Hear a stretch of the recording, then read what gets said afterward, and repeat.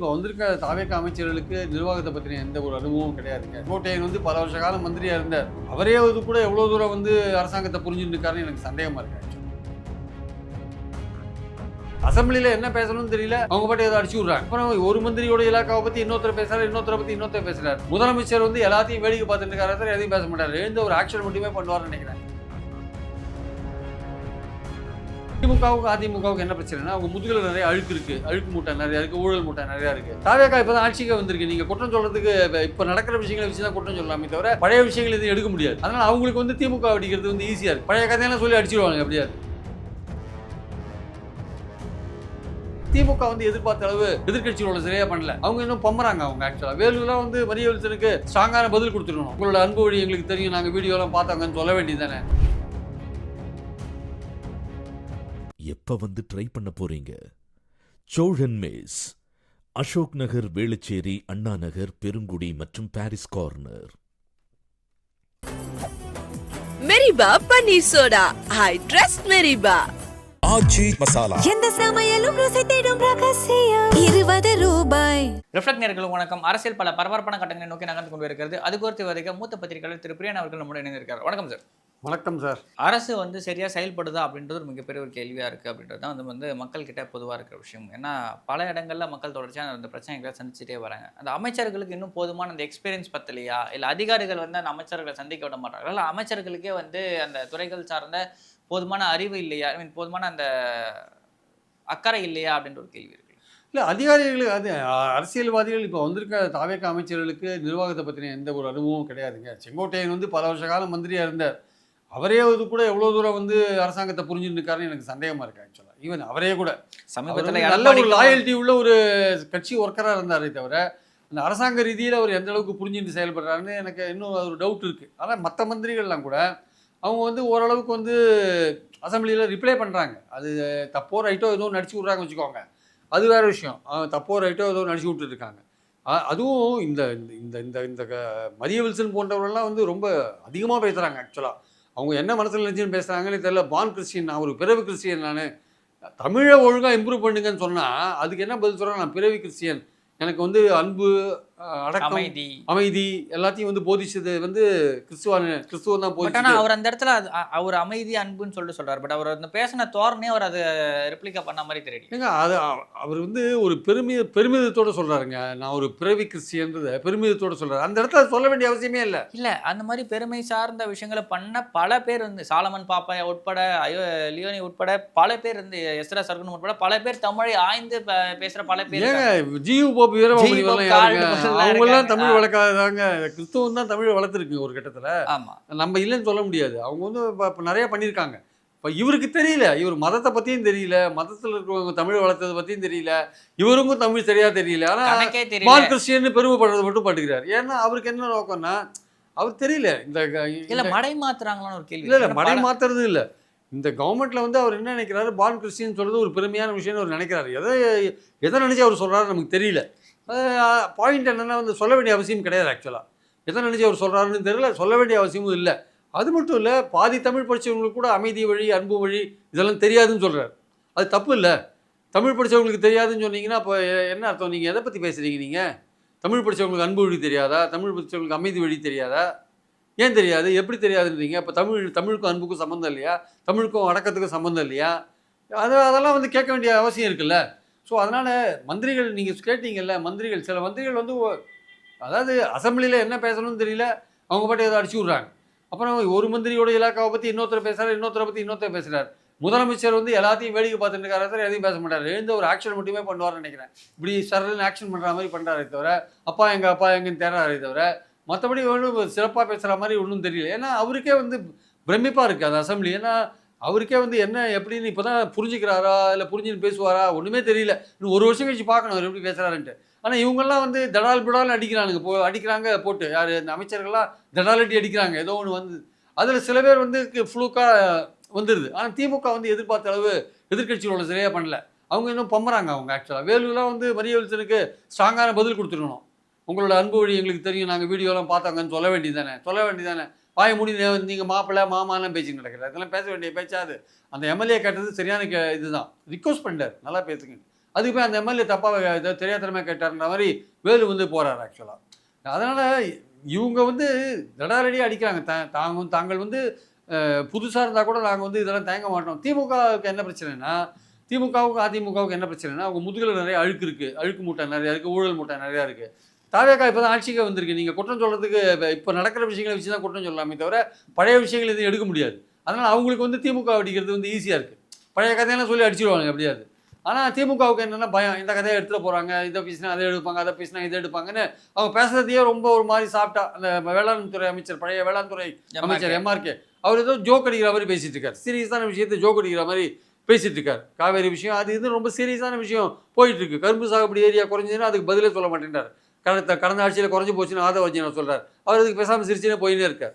So திமுக குறைஞ்சி நெல்லுக்கான விஷயங்கள் increase ஆயிருந்துச்சுல போன ஆட்சியில். அதே மாதிரி வந்து பார்த்தீங்கன்னா போன ஆட்சியில் தான் வந்து பார்த்தீங்கன்னா அந்த இன்சூரன்ஸ் மாதிரியான காப்பீடு மாதிரியான விஷயங்கள் எல்லாம் வந்து எம்ஆர்கே தான் வந்து இன்க்ரீஸ் பண்ணார். அதுக்கான பலன்களை இப்போ அதை வந்து சொல்ல வேண்டியதானங்க. வாயை திறந்து நிறைய விஷயம் சொல்லலாங்க. நெல்லுக்கான ஏரியா அதிகமாக்கினது திமுக ஆட்சியில் தாங்க அதிகமாக்கினாங்க. அதிகமாக விளைச்சல் ஏரியாலாம் அதிகமாச்சு. அதெல்லாம் சொல்ல வேண்டியதானே. அதை விட்டுட்டு சாமி அமைச்சர் அது இதுன்னு போய் ரமேஷ் வந்து இது பண்ணுறதுல கிண்டல் பண்ணுறதுல இருக்கார் அவர். அதாவது தே ஷுட் டேக் சீரியஸ்லி. இந்த ஆட்சியை நீங்கள் விமர்சனம் பண்ணுறதுனா நீங்கள் சீரியஸாக வந்து பண்ண வேண்டிய அவசியம் இருக்குது. அதனால் மந்திரிகளுடைய செயல்பாடுகள் பார்த்தீங்கன்னா வந்து இந்த ரமேஷ் என்ற மந்திரி வந்து ஓரளவுக்கு அடிபடுற மாதிரி, பேர் அடிபடுற மாதிரி உலக அளவுக்கு ஹெச்ஆர்என்சி இதில் ஏதோ பண்ண ட்ரை பண்ணுறாரு. அவருக்கு இந்த பழனி மதுரைன்னு சில பிரச்சனைகள் வந்துருச்சு. வந்து பாஜக சார்ந்த ஒரு சில பேர் வந்து ஒரு இது வச்சிருந்தாங்க. கோயில் நிலங்களையும் நீங்கள் வந்து பார்த்தீங்கன்னா யாருக்குரிய அந்த ஆன்லைன் ரிஜிஸ்ட்ரேஷனில் கொண்டு வந்தீங்கன்னா எக்கச்சக்க கோயில் நிலங்கள் வந்து முறைகேடாக பதிவு செய்யப்பட வாய்ப்பு இருக்குது. அது நீங்கள் கண்டுபிடிக்கவே இந்த டிலே ஆகும். ஏன்னா அங்கொன்றும் இங்கொன்றுமா இருக்குது. கோயில் நிலங்கள்லாம் அக்குமுலேட்டடாக கிடையாது. அதனால வந்து இந்த விஷயம் வந்து பார்த்தீங்கன்னா பெரிய பிரச்சனையை தான் உண்டாக்கும் அப்படின்னு சொல்லிட்டு பல பேர் வந்து சொல்லியிருந்தாங்க. அதே மாதிரி பல விஷயங்கள் வந்து பார்த்தீங்கன்னா கல்வித்துறை ஆகட்டும் சரி, பல விஷயங்களை தொடர்ச்சியாக சொல்லிக்கிட்டு இருக்காங்க. இவர் பிடி பீரியட் வந்து நார்மல் டைம் முடிஞ்சதுக்கப்புறமா 1 மணி நேரம் பிடி பீரியட் விளையாட வர்றது வந்து அந்த அளவுக்கான கிரவுண்ட் ஃபெசிலிட்டி இருக்கா எல்லா கவர்மெண்ட் ஸ்கூலுக்குமே ஒரு கேள்வி இருக்குது. ஒரு சில ஸ்கூல்ஸ்லாம் 2-3 ஸ்கூல் சேர்ந்து ஒரு காமன் கிரவுண்ட் யூஸ் பண்ணுற விஷயங்கள் வந்து இன்னுமே பல இடத்துல இருக்குது. அந்த அளவுக்கு பிடி டீச்சர்ஸ் இவங்க ரெக்ரூட் பண்ணி வச்சிருக்காங்களா அப்படின்ற விஷயங்கள் இல்லைங்க. இப்போ கவர்மெண்ட் வேகன்சிஸ் ஃபில் பண்ணுறதுக்கு என்ன பண்ண போகிறாங்க? குரூப் 2 வேகன்சியை தான் இப்போ போட்டிருக்காங்க. 76 வேகன்சி இருக்குங்க மின்சார இலாக்காவில். நிர்மல் குமார் தான் சொன்னார். அதை ஃபில் பண்ணுறதுக்கு என்ன பண்ண போகிறீங்க? ஒட்டுமொத்த கவர்மெண்ட்டில் லேக்ஸ் அண்ட் லேக்ஸ் வந்து ரிட்டையர் ஆனவங்க வேகன்சி எதுவுமே ஃபில் பண்ணுறதே கிடையாது. எல்லாமே கான்ட்ராக்ட்ல ஃபில் பண்ணிட்டு இருக்காங்க. 62 வயசா இன்க்ரீஸ் பண்ண போறாங்க அப்படின்றாங்க. ஏன்னா பென்ஷன் கொடுக்கறதுக்கு பணம் கிடையாது, பென்ஷன் கொடுக்கறதுக்கு ஓய்வூதிய பலன்கள் கொடுக்கறதுக்கு பணம் கிடையாது. அதனால எக்ஸ்ட்ரா பண்ண போறாங்கன்ற பிரச்சனைலாம் இருக்கு. ஓய்வூதியத்தை எக்ஸ்ட்ரா பண்ணலாமான்னு ஐடியா கூட வச்சிருக்காங்க. ஆனால் ஓய்வூதியத்தை எக்ஸ்ட்ரா பண்ணினாங்கன்னா உங்களுக்கு மறுபடியும் வந்து சேலரிலாம் அதிகமாகும். கொடுக்குறதெல்லாம் தொடர்ந்து கொடுக்க வேண்டியிருக்கும். ஓய்வூதியத்துக்கு பதிலாக சேலரியாக கொடுக்க வேண்டியிருக்கும். அதனால ஆட்கள் ரிட்டையர் பண்ணி விட்டுட்டு எல்லாரையும் கான்ட்ராக்டில் போடு, 20,000 கன்சாலிடேட்டட் பேல போடு. இப்போ கவர்மெண்ட்லேயே பார்த்தீங்கன்னா ஒருத்தர் ரிட்டையர் ஆனார்னா அவர் வந்து காலநிலை ஊதியம் அது இதெல்லாம் போட்டு 1 லட்ச ரூபா வாங்கியிருப்பார். அவர் ரிட்டையர் ஆகும்போது அவருக்கு பதிலாக ஒருத்தர் அங்கே போட்டாங்கன்னா அவனுக்கு கன்சாலிடேட்டட் சேலரி 30,000 போட்டு அவனே போட்டுறாங்க. ஹைவேஸ் டிபார்ட்மெண்ட்டில் பல பேர் அப்படி தான் அவனே போட்டுறாங்க. ரிட்டையர் ஆனவனே அங்கே 30,000 ரூபாய்க்கு வேலை செய்கிறாங்க அவன். அப்போ அவனுக்கு வந்து கவர்மெண்ட்டுக்கு வந்து 70,000 ரூபா லாபம் இல்லை அவனுக்கு. பட் ஆனால் பென்ஷனும் அடிஷனலாக போகுது. ஒன்றுமே பென்ஷன் வாங்குறாங்க. பட் 30,000 ரூபாய் சேலரியில் போட்டாங்களா ஆளுங்களா? இன்னொருத்தர் நீங்கள் போட்டிங்கன்னா அவனுக்கு கிட்டத்தட்ட 80,000 ரூபாய் முதல்ல எடுத்தோடனே கொடுக்க வேண்டியிருக்கலாம் அவனுக்கு. அது மாதிரிலாம் கவர்மெண்ட் பண்ணுறாங்க. இந்த கவர்மெண்ட் மட்டும் இல்லை, இந்தியா முழுக்க இருக்கிற எல்லா கவர்மெண்ட் இதை பண்ணுறாங்க. ஆக்சுவலாக கவர்மெண்ட் லெவலில் இருக்கிற பல பேரை வந்து தூக்கிட்டு போட வேண்டிய போஸ்டிங் எல்லாம் அவுட் சோர்சிங்லேருந்து தூக்கி போட. அதே மாதிரி இந்த மந்திரிகள் எல்லாம் அதிகாரிகள் டிரான்ஸ்ஃபர்லாம் வந்து ஒருத்தரை முதல்ல போடுறாங்க, அப்புறம் இம்மிடியட்டாக தூக்குறாங்க. அவங்களுக்கே வந்து கிளாரிட்டி இல்லை. ஏன்னா வந்து யாரை போடுறது யாரை எடுக்கிறது. அந்த சீஃப் செக்ரட்டரி வந்து அவர் வந்து தேர்தல் காலத்தில் இங்கே அப்பாயிண்ட் ஆனார். அவரை நீங்கள் எக்ஸ்டென்ட் கொடுத்து உட்கார வச்சுருக்கீங்க. அப்போ என்ன பாஜக கவர்மெண்ட்டால் போடப்பட்டவர் அவர்? பாஜக ஆமாம் தேர்தல் காலத்தில் போடப்பட்டவர்னா பாஜக கவர்மெண்ட்டால் போடப்பட்டவர் தான், அது சந்தேகமே கிடையாது. அவருக்கு எக்ஸ்டென்ஷன் வேறு கொடுத்துருக்கீங்கன்னா அப்போ உங்கள் நோக்கம் என்ன? பாஜக கவர்மெண்ட்டோட ஏதோ ஒரு வகையில் நீங்கள் ஒரு டீலிங்கில் இருக்கீங்க. நீங்கள் இல்லை இதுக்கு அங்கே இருக்கிற டெல்லியில் இருக்கிற அஃபிஷியல்ஸோட ஒரு டீலிங்காக இந்த சீஃப் செக்ரட்டரி நீங்கள், அதாவது நம்ம கவர்மெண்ட் வேலையெல்லாம் சுமூகமாக நடக்கணுன்ற அந்த விஷயத்துக்காக நீங்கள் என்ன பண்ணுறீங்க, இவரை நீங்கள் கண்டினியூ பண்ணுறீங்க. இல்லை பாஜக கவர்மெண்ட்டோட மோதல் வராதபடி பார்த்துக்கிறதுக்காக வச்சுருக்கீங்க. இல்லை பாஜக கவர்மெண்ட்டில் ஒரு ப்ளீஸிங்காக போகிறதுக்காக அவங்கள வந்து கொஞ்சம் சாஃப்டாக போகணுன்றதுக்காக அப்படி வச்சுருக்கீங்களான்னு தெரியாது. நீங்கள் மொத்தத்தில் பாஜகவை எதிர்க்கிறதுல நீங்கள் தெளிவாக இல்லை. இந்த நீங்கள் போடுற தீர்மானங்களும் வந்து திசை திருப்பல், டேக் டைவர்ஷன் எல்லாமே. நீட்டில் போட்டு இப்போ நீங்கள் ஒன்றும் பண்ண போகிறதில்ல, அதில் ஒன்றும் சாதிக்கவே போகிறதில்ல. அது மசோதா போட்டு நிறைவேற்றி அனுப்பிச்சு அது தூங்கிட்டு இருக்கு. தவிதாவாதத்தில் நீங்கள் போட்ட தீர்மானம் ஏதாவது பலன் கொடுக்குமா? நாளைக்கே ஒரு பல்கலைக்கழகத்தில், அரசாங்க பல்கலைக்கழகத்தில் கவர்னர் கலந்துக்கிற ஃபங்க்ஷனில் வந்தே மாத்திரம் முதல்ல பாட மாட்டாங்கன்றது என்ன நிச்சயம் சொல்லுங்கள்? உங்கள் ஆர்டரில் அது மாதிரி இருக்கா? அதாவது அசம்பிளி தீர்மானத்தில் ஏதாவது இருக்கா? தமிழ்தா வாழ்த்து முதல்ல பாடணும்னு இருக்கு. கவர்னர் கலந்துக்கிற ஃபங்க்ஷனில் என்ன நிலைமைன்னு இருக்கா? இல்லை ஆக்சுவலி என்ன அப்படின்னா சமீபத்தில் ஹோம் மினிஸ்ட்ரி வந்து ஒரு சர்க்குலர் ஒன்று அனுப்பியிருந்துச்சு. இந்த வந்தே மாதரம் விஷயம் வந்தப்போ அந்தந்த மாநிலங்கள் அந்தந்த மாநில நிகழ்ச்சிகளில் அந்தந்த மாநில பாடல்களில் முதல்ல பாடிக்கலாம், அது பிரச்சனை கிடையாது. வந்தே மாதரம்ன்றது ஒரு அட்வைசரி மட்டும் தானே தவிர மேண்டேட்டரி கிடையாது அப்படின்னு சொல்லி அதுக்கே 3 வருஷம் தண்டனை எல்லாம் கொடுக்குறானுங்க. ஒழுங்கா கேட்கலன்னா பாடலைன்னா 3 வருஷம் தண்டனை இருக்குங்க. அது மேண்டேட்டரிங்க. அது இல்லை அட்வைசரின்னு தான் போட்டிருந்தாங்க, மேண்டேட்டரி போடல. மேண்டேட்டரி ஆப்ளிகேட்டரி கிடையாது, அது மேண்டேட்டரி. அது ஆக்சுவலாக இங்கே அதுவும் கோர்ட்டில் என்ன சொன்னார்னா வக்கீல், செலங்கோமட்ட வக்கீல், நாங்கள் தமிழ்தா வாழ்த்த பிராந்திய பாடலை முதல்ல பாடணும் கடைசியில் பாடணும் அப்படி எதுவும் சொல்ல அப்படின்னு சொல்கிறார். ஆனால் சொன்னது என்னென்னா வந்தே மாதத்தை முதல்ல பாடுனா என்ன அர்த்தம்? இப்போ வேறு எதையும் முதல்ல பாடக்கூடாதுன்னு அர்த்தம். வந்தே மாதத்தை முதல்ல பாடு. அது கவர்னர் கலந்துக்கிற ஃபங்க்ஷனில் என்ன பொசிஷனுங்க? அது எனக்கு கிளியராக சொல்லுங்கள். நீங்கள் ஒரு தீர்மானம் போட்டிங்க, கவர்னர் கலந்துக்கிற ஃபங்க்ஷனில் ஸ்டேட் யூனிவர்சிட்டியில் என்ன பொசிஷன் சொல்லுங்கள். அது இனிமேல் நடந்தால் தான் தெரியும் அதோட விஷயம். இனிமேல் நடந்தால் தான் தெரியும். இனிமேல் அடுத்தது பாரதிதாசன் பல்கலைக்கழகமோ பாரதியார் பல்கலைக்கழகத்தில் ஒரு பட்டமளிப்பு நடக்கும்போது கவர்னர் அங்கே கலந்துக்கும் போது வந்தே மாதரம் பாடப்படுறதா தமிழ்தா வாழ்த்து பாடப்படுறதா, இதுதான் இங்கே முக்கியமான விஷயம். அதுக்கான கிளாரிட்டி இந்த தீர்மானத்தில் இருக்கா இல்லையா? இல்லை. துணைவேந்தர்கள் நியமனம் அதுக்கான கிளாரிட்டியுமே வந்து அதுவும் இல்லைங்க. அதுவும் வந்து அந்த மசோதா ஊசலாடி இருக்குது, கோர்ட்டில் போய் பெண்டிங்காக தூங்கிட்டு இருக்கு கவர்மெண்ட் ஆஃப் தமிழ்நாடு. அதுவும் வந்து யூஜிசி மெம்பரை சேர்க்கிறதா வேண்டாமா, அதுவும் ஒரு பிரச்சனை ஓடின்னு இருக்கு. சான்சலராக கவர்னர் இருக்கிற வரையும், அவர் அரசாங்க பல்கலைக்கழக விழா கான்வெகேஷனில் கலந்துக்கிற வரையும் தமிழ்தா வாழ்த்து முதல்ல பாடப்படுமா இல்லை வந்தே மாதரம் தான் பாடப்படுமா? இதுக்கான பதில் இந்த தீர்மானத்தில் இல்லை. அரசு நிகழ்ச்சிகளில் கல்வி நிலையங்களில் முதல்ல தமிழ்தா வாழ்த்து பாடணும், கரெக்டு. அரசு நிகழ்ச்சிகளில் கவர்னர் கலந்துட்டா மத்திய அரசோட டைரக்டிவ் என்ன? கவர்னர் கலந்துக்கிற ஃபங்க்ஷனில் வந்தே மாதரம் தான் முதல்ல பாடணும். அப்போ எதை முதல்ல அப்போ அந்த விசி என்ன பண்ணுவார்? அந்த பல்கலைக்கழக விசி என்ன பண்ணுவார்? அது ஆனால் அந்த அந்த தீர்மானத்துலேயும் கிளாரிட்டி கிடையாது. அப்புறம் வந்து FCRA foreign contribution regulation act, அதுலேயும் வந்து நீங்கள் பொலிட்டிக்கலாக எடுக்க வேண்டிய இஷ்யூவை அசம்பிளிக்குள்ளே போய் எடுக்கிறீங்க. அது ஆக்சுவலாக நீங்கள் தனியாக தாவேக்கா விஜய் அறிக்கை விட வேண்டியது. அது கிறிஸ்துவர்களை தான் பாதிக்கும். அது ஆக்சுவலாக பெரும்பாலும் அது உங்களுக்கு ஓட்டு போட்டவங்க நிறைய பேர் அதில் இருப்பாங்க, அவங்கள தான் பாதிக்கும். நீங்கள் அரசாங்க தீர்மானத்துக்கு பின்னாடி ஒழிஞ்சிக்கிறீங்க வேறு வழி இல்லாமல். அப்புறம் பார்த்தீங்கன்னா டீலிமிட்டேஷன் நீங்கள் ஃப்ரீஸ் 543ன்றீங்க. உங்கள் கூட இருக்கிற கூட்டணி நிகழ்ச்சிகள்லாம் வந்து ஃபேர் டீலிமிட்டேஷன் தான் சொல்லியிருந்தாங்க, அவங்க இப்போ மாறிட்டாங்க.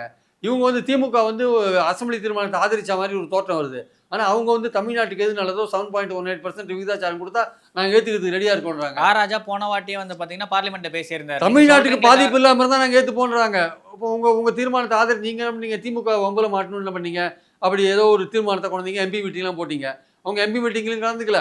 உங்கள் தீர்மானத்தும் போது என்ன பண்ணிட்டாங்க, நாங்கள் வந்து 543 எங்களுக்கு 540 இருந்தாலும் ஓகே தான் அப்படின்னு சொல்லிட்டு தீர்மானத்தை ஆதரிக்கிற மாதிரி ஒரு தோற்றத்தை கொடுத்துட்டு, உதயநிதி கடைசி பேரலன்னு சொன்னது 7.18%. ஏதாவது மாற்றம் பண்ணியிருந்தீங்கன்னா 7.18% மாற்றக்கூடாதுன்னு அப்படி முடிச்சிட்டாரு. அப்போ என்ன அர்த்தம்? நீங்கள் 850 ஆக்கினீங்கன்னா 7.18 தமிழ்நாட்டுக்கு தான் ஒத்துமையாக அர்த்தம். இல்லை போன பார்லிமெண்ட்டில் அத்தனை பேசியிருந்தாங்க.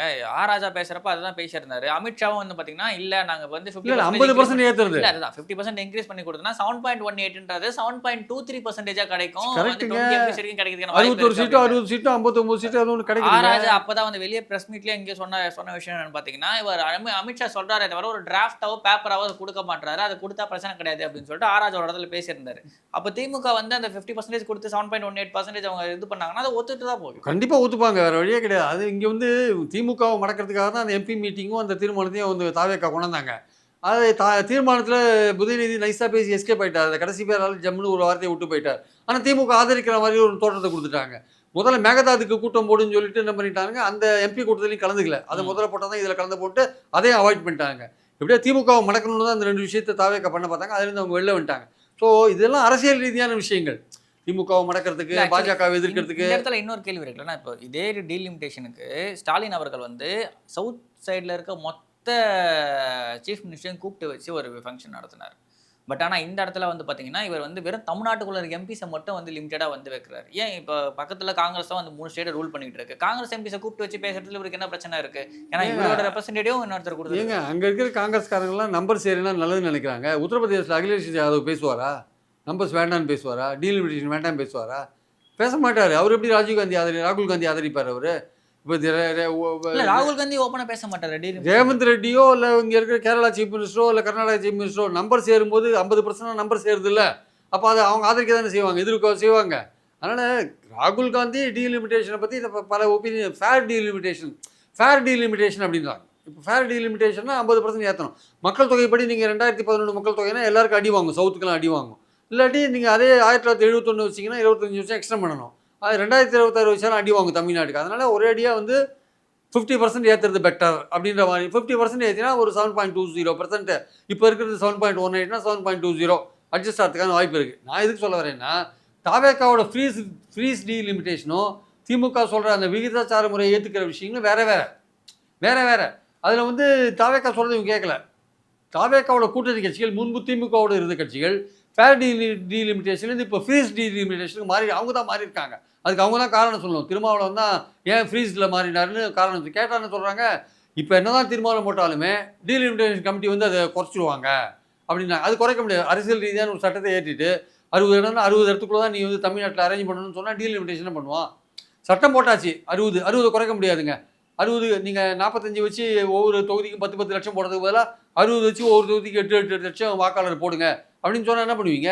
ஒன்றும் பண்ண முடியாது. குறைவான வாக்காளர் குறைவான வாக்காளர் போடுங்க.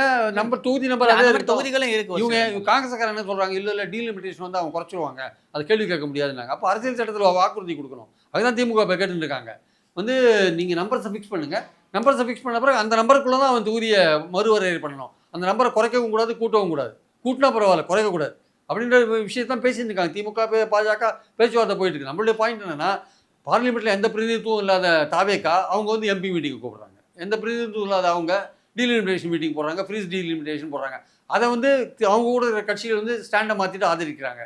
இதெல்லாம் அவங்களுடைய முரண்பாடுகள். இங்கே திமுக என்ன பண்ணுது, முதல்ல இருந்தே ஃபேர் டீலிமிட்டேஷன் சொன்னாங்க. முதல்ல 543ல் ஃப்ரீஸ் பண்ணுங்கன்னு சொன்னாங்க, 71 வச்சுக்கோனாங்க. அப்புறம் இல்லை நீங்கள் 50% ஏற்றி கொடுத்தா ஓகேனாங்க, ஃபேர் டீலிமிட்டேஷன் நாங்கள். அதில் தான் அவங்க நிற்கிறாங்க இன்னும் ஆக்சுவலாக வந்து. ஸோ இந்த தாவேக்கா வந்து இந்த தீர்மானங்கள் எல்லாமே டேக் டைவர்ஷன் தான். 3 மாதத்தில் பார்த்தீங்கன்னா டேக் டைவர்ஷன் ஸ்கீம்ஸ் நிறைய இருக்குது.